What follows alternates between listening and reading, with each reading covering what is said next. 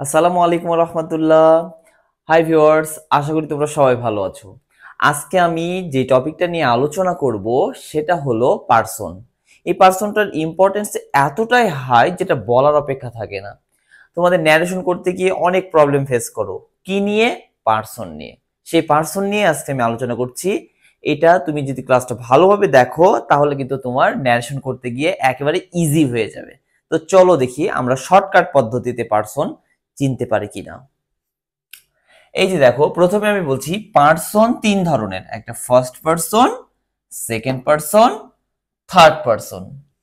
কিভাবে চিনবো? একেবারে শর্টকাট মেথড।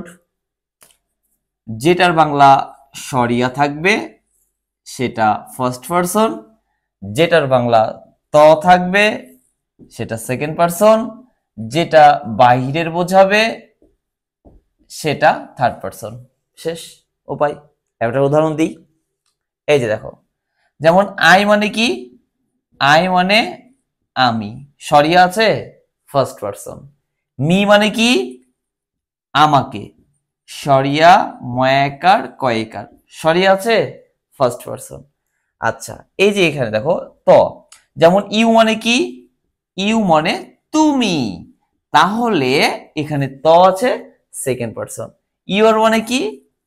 ইওর মানে তোমার, তোমার, ত আছে সেকেন্ড পার্সন। আর বাইরের বোঝালে সেটা থার্ড পার্সন। থার্ড পার্সন কিন্তু দুই ধরনের, এটা তোমরা জানো, তারপরে বলি। থার্ড পার্সন সিঙ্গুলার নাম্বার আর থার্ড পার্সন প্লুরাল নাম্বার। বাইরে যদি একজনকে বোঝায় তাহলে থার্ড পার্সন সিঙ্গুলার নাম্বার, আর একের অধিক বললে থার্ড পার্সন প্লুরাল নাম্বার। যদি বলি he is a good boy, he কিন্তু একজন, so that's call third person singular number. আর যদি বলি they are playing in the field, they মানে তারা, সুতরাং এটা থার্ড পার্সন প্লুরাল নাম্বার। আশা করি তোমরা পার্সনের বিষয়টা ক্লিয়ার। এখন আমি একটু পার্সনের রূপ নিয়ে আলোচনা করব।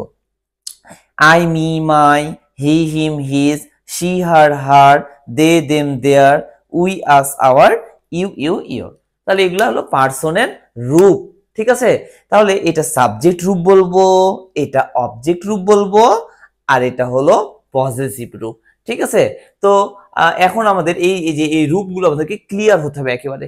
এখানে তোমরা হয়তো একটু কনফিউশন মনে করতে পারো যে স্যার এখানেও হার আছে, এখানেও হার আছে, আবার এখানেও ইউ আছে, এখানেও ইউ আছে, তাহলে আমরা কি করে বুঝতে পারবো স্যার?